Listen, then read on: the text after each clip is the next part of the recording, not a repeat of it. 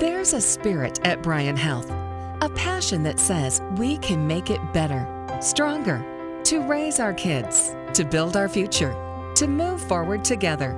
It's time for Bryan Health Radio. Here's Melanie Cole. Children like to play, run, jump, and play sports, and their feet are the base of all that support they need as they grow. However, sometimes they're slowed down by some common injuries that might have been able to be prevented. My guest today is Dr. Joshua Vest. He's a podiatrist with Bryan Health. Welcome to the show. Dr. Vest, what are some of the most common injuries in the feet and ankle that you see with our kiddos? Well, thank you for having me.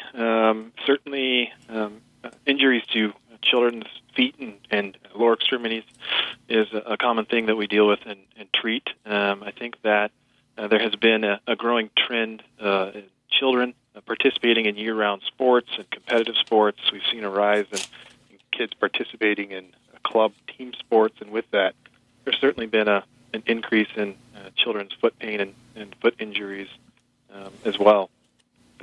Most of the injuries that children experience to their feet are due to minor trauma or repetitive injury. And those injuries typically tend to fall into one of two categories, either overuse injuries or problems associated with skeletal immaturity in adolescent patients. So when we start with the base, let's look at footwear. My goodness, the footwear that children are wanting to wear today is absolutely, some of them have no support. Some of these basketball shoes and things that the kids are wearing, is this contributing to some of the injuries that you're seeing?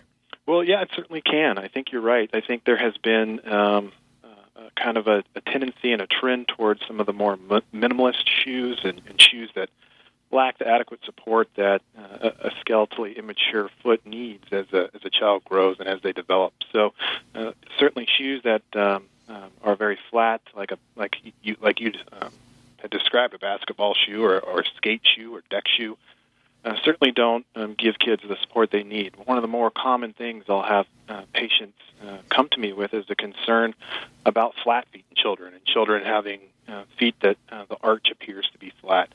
I think it's important to realize that flat feet in children can be normal. 10 to 25% of kids will have a flexible flat foot with no pain. And we define a flexible flat foot as a foot that appears to not have an arch when the child is standing, but when the child is sitting or when the child raises up on their toes, that arch kind of reappears. That can be a normal appearance of a foot. It's when the foot is more rigid, when there's pain associated with a flat foot, that's when it's a good idea to see a podiatrist or a specialist to take a closer look.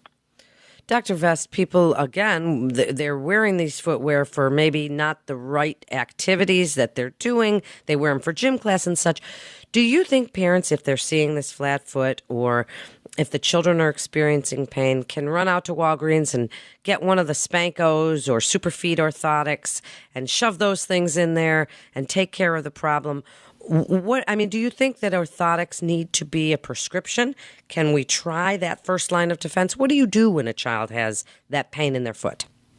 Well, that's an excellent question. I think that there are lots of different kinds of orthotics and corrective devices, and it can be a bit overwhelming for a lot of patients and their parents when you go to the store and see that entire aisle of foot care devices. And so sometimes it's hard to know. Most over-the-counter or pre-made orthotics fall into one of two categories, either accommodative orthotics, which are kind of the squishy gel orthotics, or a functional, more rigid orthotic. For most kids, a good supportive athletic or running shoe is adequate. And kids who are having increased pain, typically most of the pre-made devices or orthotics that you'll see at the drugstore or at Walmart are not the kind of things that will be ideal in those children. So again, pain in a child's foot is not normal.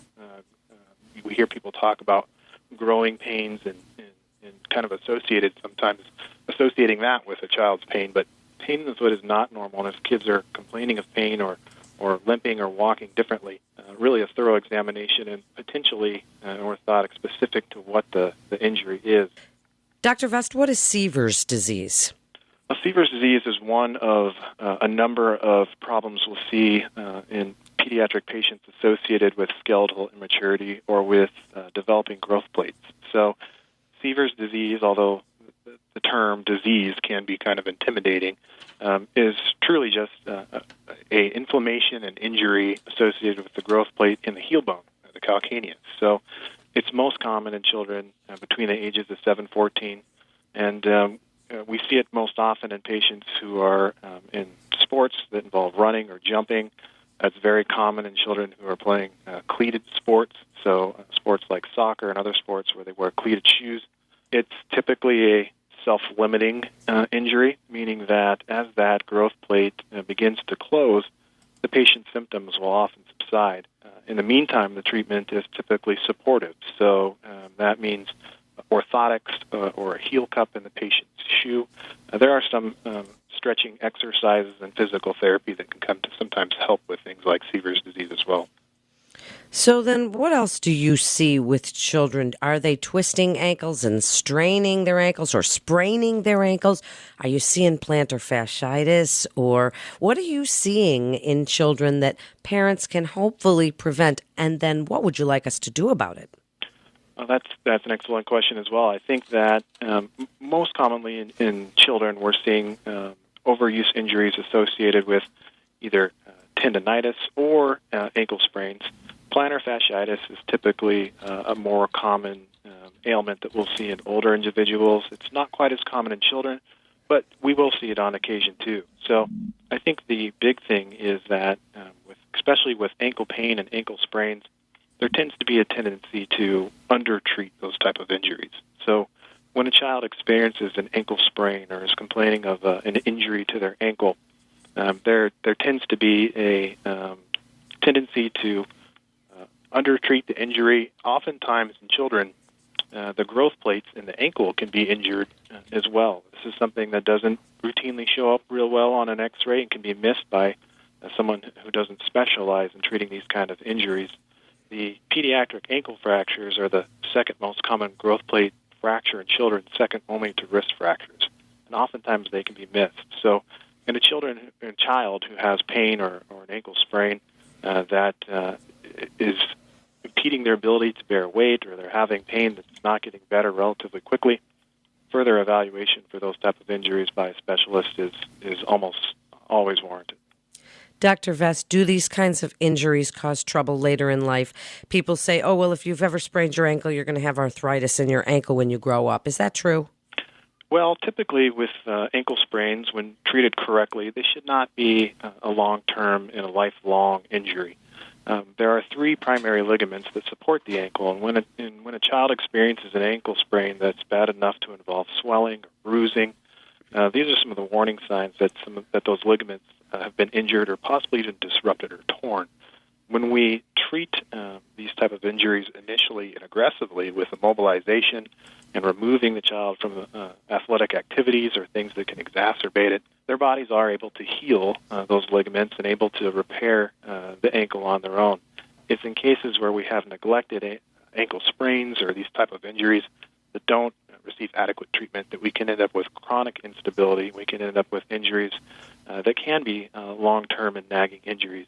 So again, I think early intervention on these type of injuries is the kind of thing that can prevent those lifelong or chronic injuries. And because you're a podiatrist, Dr. Vest, what about children's toenails? Getting them to keep them clipped. They get ingrown toenails. They have all kinds of problems because of it. What do you tell parents about keeping their children's toenails in check? Well, that's an excellent question. I think for most kids, toenails and proper care of the toenails doesn't involve anything more than making sure the toenails cut to a reasonable length and that the trimming of the toenails not overly aggressive. Typically, I'll tell parents and patients that the toenails should be kept short, but you should still see the white tip, a white line at the tip of the toenail to know that we're not cutting that toenail back too far.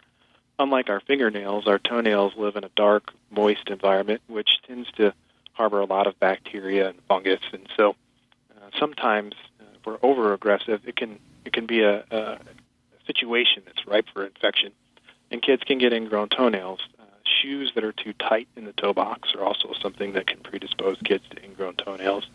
I think the important thing is when there's signs of redness, drainage, any signs that may be concerning for infection, it is important to get the child in to have that addressed. Some kids, because of the fear of going to the doctor or seeing a doctor, will sometimes try and hide some of these symptoms from their parents, and that's when infection and some more serious problems can occur. So give us your best advice about healthy feet and ankles that parents can do and think about for prevention for their kids. I think the most important thing when considering a child's overall foot health and well-being is to make sure that the child has properly fitted shoes, that the shoes are not overly worn, and that the child is comfortable in those shoes. With increased activity and kids participating more and more in year-round sports, I also think it's important to watch for early signs of pain and discomfort. Sometimes kids don't always reveal that they're having pain. And I think the important take-home message is that pain in the foot, pain in the ankle with these children is not a normal part of growing and a normal part of adolescence. So in children who are experiencing pain, they should certainly see a podiatrist or a specialist to get to the root of that cause of pain, because oftentimes it is a simple solution that can lead to them not having further problems with their feet.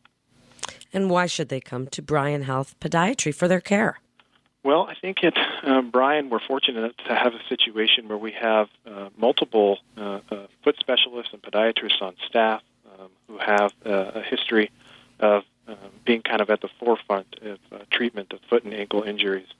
The quality of care that we have is very unique to Bryan, and I think it puts us in a situation where we're very fortunate to have specialists who can prevent injuries to the feet and ankle for children, and certainly help with better outcomes for kids who are experiencing problems. Thank you so much, Dr. Vest. It's great information. You're listening to Bryan Health Radio. And for more information, you can go to bryanhealth.org. That's bryanhealth.org. This is Melanie Cole. Thanks so much for listening.